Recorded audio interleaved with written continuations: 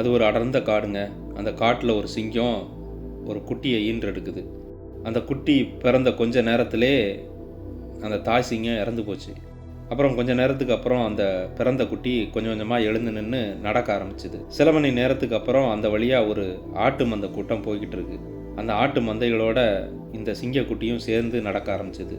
அந்த மந்தையில் உள்ள அந்த ஆடுகள்லாம் இந்த சிங்கக்குட்டியை பார்த்து இதுவும் நம்ம மந்தையில் உள்ள ஒரு குட்டி தான் அப்படின்னு நினச்சி ஒன்றா சேர்த்துக்கிட்டு ஒன்றா நடந்து போய்கிட்டு இருக்காங்க.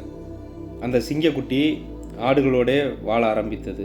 அதாவது ஆடு என்ன இலதலைகளை சாப்பிடுதோ அதே மாதிரி அந்த ஆடு சாப்பிட்ற மாதிரி அந்த இலையும் தலையுமா சாப்பிட்டுக்கிட்டு சந்தோஷமாக அதோட வாழ்க்கையை கழிச்சிக்கிட்டு இருந்துச்சு. அதுவும் இல்லாமல் அந்த சிங்கக்குட்டி தன்னை ஒரு ஆடுன்னு நினச்சி தன்னை ஒரு ஆடு போல பாவித்து அது வாழ்ந்து வந்துச்சு. அந்த சிங்கக்குட்டிக்கு தான் ஒரு சிங்கம் அப்படிங்கிற ஒரு சிந்தனையே இல்லாமல் வாழ்ந்து வந்துச்சு. அதுக்குரிய தன்மையும் அதுக்கிட்ட இல்லை. ஏன்னா அது சின்ன வயசுலேருந்தே அந்த ஆட்டு மந்தையில் வளர்ந்ததால் தன்னையும் ஒரு ஆடு மாதிரியே அது பாவிச்சு வாழ்ந்துட்டு இருந்துச்சு. ஏன் கனவுல கூட நம்ம ஒரு சிங்கம் அப்படிங்கிறது அதுக்கு தோணலை. மொத்தத்தில் அது சிங்கம் மாதிரி கர்ஜிக்க கூட இல்லை. ஒருபோதும் சிங்கம் மாதிரி தனியாக இருந்ததும் இல்லை. அப்புறம் கொஞ்சம் காலம் போனதுக்கப்புறம் அந்த சிங்கக்குட்டி வளர்ந்து ஒரு கம்பீரமான ஒரு அழகான ஒரு இளம் சிங்கமாக மாறியது. ஆனாலும் அந்த ஆட்டு மந்தைகளோட இது சர்வசாதாரணமாக பழகி இருந்துச்சு. கொஞ்ச நாள் இப்படி சந்தோஷமாக அப்படி நாட்கள் போயிட்டு இருந்தது. அப்புறம் ஒரு நாள் ஒரு வயதான சிங்கம் அதாவது காட்டிலே வாழ்ந்துக்கிட்டு இருந்த ஒரு சிங்கம் இந்த ஆட்டு மந்தையை நோக்கி வேகமாக பாய்ந்து வருது. அது இந்த ஆடுகளை தாக்குறதுக்காக. அப்படி வரும்போது அப்படியே பிரமித்து போய் நின்று பார்க்குது அந்த ஆட்டு மந்தையை. ஏன்னா அந்த ஆட்டு மந்தைக்கு உள்ளார ஒரு சிங்கம் ஒன்று இருக்குதே, ஒரு இளம் சிங்கம் ஒன்று நிற்கிதே. பிரமித்து பார்த்து அப்படியே நின்றுது. அதுவும் இல்லாமல் அந்த காட்சியை பார்த்த உடனே அதுக்கு ரொம்ப அதிர்ச்சியாக இருந்துச்சு. அதோட கண்ணை அதாலேயே நம்ப முடியலை. நம்ம பார்க்குறது உண்மையா பொய்யா அப்படின்னு தெரியல அதுக்கு. ஏன்னா அவ்வளோ பெரிய அந்த ஆட்டு மந்தைக்கு நடுவில் ஒரு சிங்கம் இருக்குது. அப்படி அதிர்ச்சியோடு பார்த்துட்டு இருக்கும்போது அதுவும் இல்லாமல் இந்த இளம் சிங்கம் ஆடுகளோடு சேர்ந்து அந்த இலையும் தலையும் சாப்பிட்டுக்கிட்டு இருக்குது அப்படிங்கிறத பார்த்த உடனே அதுக்கு ரொம்ப ஆச்சரியமாகவும் அதிர்ச்சியாகவும் இருந்துச்சு. அப்போ உடனே அந்த வயதான சிங்கம் நினைக்குது, ஒருவேளை ஆடுகள்லாம் சிங்கத்தை கண்டு பயப்படாமல் இருக்குதா, இல்லை சிங்கம் அந்த ஆட்டு மந்தையில் இருப்பது ஆடுகளுக்கு தெரியலையா அப்படிங்கிற ஒரு குழப்பம் இருந்துகிட்டே இருக்குது. இந்த குழப்பத்தினாலையும் இந்த அதிர்ச்சினாலையும் அந்த வயதான சிங்கம் அந்த ஆடுகளை வேட்டையாடுவதை விட்டுட்டு பிரமிப்போடு பார்த்துக்கிட்டு நிற்கிது. அப்படி அந்த வயதான சிங்கம் மெய்மறந்து பார்த்ததுக்கப்புறம் ஒரு சில வினாடிக்கு அப்புறம் அந்த ஆட்டு மந்தைக்கு உள்ளார பாய்ந்து வருது. இப்போ பாய்ந்து வந்தோடனே மற்ற ஆடுகள்லாம் நம்மளை தான் பிடிக்க வராங்கன்னு சொல்லிட்டு அந்த ஆடுகள் எல்லாமே அங்கேருந்து ஓட ஆரம்பிக்குது. தன்னோட உயிரை காப்பாற்றிக்கணும் அப்படின்னு சொல்லிட்டு எல்லா ஆடுகளும் ஓட ஆரம்பிக்குது. அந்த ஆடுகள் ஓடுதை பார்த்த உடனே இந்த இளம் சிங்கமும் அந்த ஆடு போகிற திசையை நோக்கி இதுவும் சேர்ந்து ஓடுது, தன்னோட உயிரை பாதுகாத்துக்கணும் அப்படின்னு. அப்போ தான் அந்த இளம் சிங்கத்துக்கு தெரியுது இப்படி சம்பவம்லாம் நடக்கும் போல்க காட்டில் அப்படின்னு சொல்லி பயந்து நடுநடுங்கி அந்த ஆடுகளோடே சேர்ந்து ஓடுது. ஆனால் இந்த வயதான சிங்கம் இருக்கு இல்லையா, இது ஆடுகளை குறி வைக்கலை, அந்த இளம் சிங்கத்தை பார்த்து குறி வச்சு ஓடுது. மற்ற ஆடுகள் எல்லாமே தப்பி ஓடி. ஆனால் அந்த இளம் சிங்கத்தை இந்த வயதான சிங்கம் விரட்டி பிடிக்கணும் அப்படின்ட்டு ஒரு உத்வேகத்தோடு ஓடுது. ஒரு கொஞ்ச நேரத்துக்கு அப்புறம் போய் அந்த சிங்கத்தை அந்த இளம் சிங்கத்தை போய் பிடிச்சிருது. அந்த இளம் சிங்கத்தை பிடிச்ச உடனே இந்த வயதான சிங்கம் ரொம்ப கோவத்தோட ஒரு கேள்வியை கேட்குது, நீ ஒரு முட்டாளு, எதுக்காக என்னிடமிருந்து தப்பிக்க நீ முயற்சி பண்ணுற அப்படின்னு சொல்லி கேட்குது. அதுக்கு அந்த இளம் சிங்கம் தேம்பி தேம்பி அழுதுகிட்டே ஒரு பதிலை சொல்லுது, நான் ஒரு பாவப்பட்ட ஒரு ஆடு, நான் போகணும், எனக்கு வழிவிடு, என்னை விட்டுரு அப்படின்னு சொல்லி அது கெஞ்சுது.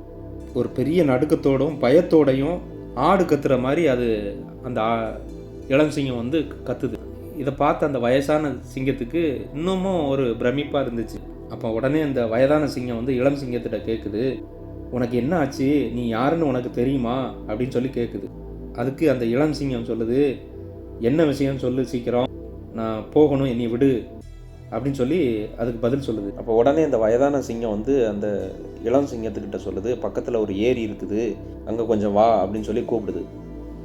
அப்போ இல்லை நான் வர முடியாது அப்படின்னு சொன்ன உடனே வலுக்கட்டாயமாக அந்த வயதான சிங்கம் இந்த இளம் சிங்கத்தை பிடிச்சி இழுத்துக்கிட்டு போகுது ஒரு ஏரியை பார்க்குறதுக்காக.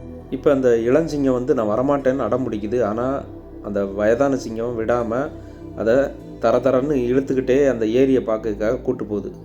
அப்படி அந்த வயதான சிங்கம் அந்த இளம் சிங்கத்தை இழுத்துக்கிட்டு போகிற வழியில் இந்த இளம் சிங்கத்துக்கு ஒரு பயம், எங்கே ஏரியில் கொண்டு போய் தள்ளி விட்டுருவாங்களோ, நம்ம இறந்து போயிடுவோமோ அப்படிங்கிற ஒரு பயம். அதுவும் இல்லாமல் அந்த இளஞ்சிங்கம் இப்படி வந்து நம்ம மாட்டிக்கிட்டோமே அப்படின்னு சொல்லி இங்கிற ஒரு பயத்தோடு அந்த ஏரியை பார்க்க போய்கிட்டு இருக்குது. இப்போ அந்த 2 சிங்கமும் அந்த ஏரிக்கரைக்கு வந்துட்டாங்க. அந்த ஏரி பார்த்திங்கன்னா அவ்வளோ அழகாக தண்ணி வந்து தெளிவாக கண்ணாடி மாதிரி இருக்குது. இப்போ இந்த வயதான சிங்கம் அந்த இளம் சிங்கத்துக்கிட்ட சொல்லுது, தயவுசெய்து இந்த ஏரியில் இருக்கிற தண்ணியில் என் முகத்தையும் ஓ முகத்தையும் வந்து ஒப்பிட்டு பாரு அப்படின்னு சொல்லுது.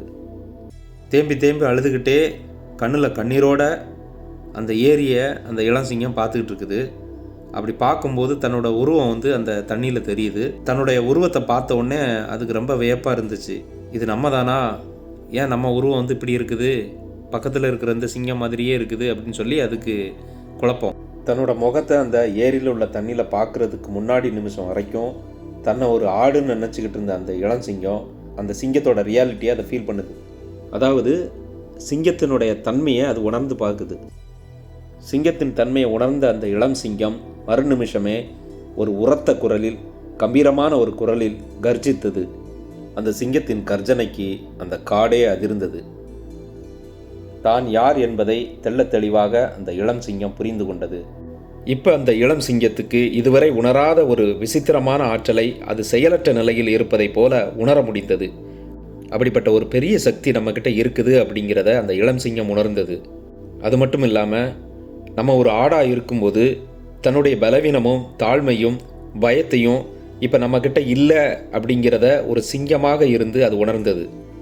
தான் யார் என்பதை தெரிந்த உடனே அந்த இளம் சிங்கத்துக்கு அந்த பலவீனமும் தாழ்மையும் பயமும் ஒரு ஆவி போல மறைந்து விட்டது. இப்போ இந்த அழகான கதைக்குள்ள ஒரு ஆழமான செய்தி இருக்குங்க. ஒரு நிமிடம் சிந்திச்சு பாருங்க. நம்மக்கிட்ட கண்டுபிடிக்க முடியாத திறமைகளும் செயலாற்றக்கூடிய திறன்களும் நம்மக்கிட்ட மறைஞ்சிருக்க முடியுமா சொல்லுங்கள், யோசித்து பாருங்கள்.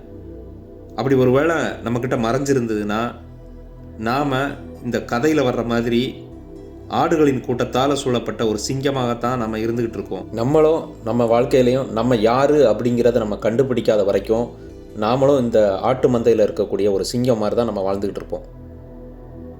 இந்த சிங்கம் தன்னோட தனித்தன்மை என்ன அப்படிங்கிறது தெரியாமல் இருந்ததுனால தான் தன்னை ஒரு ஆடு மாதிரியே பாவித்து அந்த ஆடுகளோடே வாழ்ந்தது. அதே மாதிரி தான் நம்ம வாழ்க்கையிலையும் நம்முடைய தனித்துவம் என்ன அப்படிங்கிறது தெரியாமல் நம்மளை சுற்றி இருக்கவங்களோட கம்பேர் பண்ணி பார்த்துட்டு அவங்கள மாதிரியே நம்மளையும் பாவித்து இருக்கிறதுனால தான் நம்மளுடைய தனித்துவம் என்ன அப்படிங்கிறது நமக்கு தெரியாமல் போகுது. அது மட்டும் இல்லாது நம்மக்கிட்ட இருக்கக்கூடிய அந்த தனித்திறமைகள் வந்து வெளிப்படாமலே இருக்கும். அந்த மாதிரி சுச்சுவேஷனில் நீங்கள் கண்டிப்பாக அந்த கூட்டத்திலிருந்து உங்களை நீங்கள் தனித்து வெளிக்காட்டணும் அப்படின்னா நீங்கள் அந்த கூட்டத்தை விட்டு வெளியே வந்து தான் ஆகணும். அதுவும் இல்லாமல் உங்களுடைய அந்த உண்மையான திறன்களை நீங்கள் தான் அங்கீகரிக்க வேணும். உங்களுக்குள் இருக்கும் அந்த சிங்கத்தின் திறனை நீங்கள் உணர்ந்த நாள் நீங்கள் வெற்றி பாதையில் செல்வதை யாராலும் தடுக்க முடியாத ஒரு நாளாக இருக்க முடியும். ஆம் சொந்தங்களே, இந்த கதை உங்கள் வாழ்க்கையிலையும் கூட ஒரு சிறு மாற்றத்தை ஏற்படுத்தியிருக்குன்னு நான் நம்புகிறேன். கதை பிடிச்சிருந்துன்னா லைக் பண்ணுங்கள், ஷேர் பண்ணுங்கள், மறக்காமல் சேனலை சப்ஸ்கிரைப் பண்ணுங்கள். ஏதாவது கதையில் கமெண்ட்ஸ் இருந்ததுன்னா தெரியப்படுத்துங்க. குறைகள் இருந்தால் நான் திருத்திக்கிறேன். நன்றி, வணக்கம்.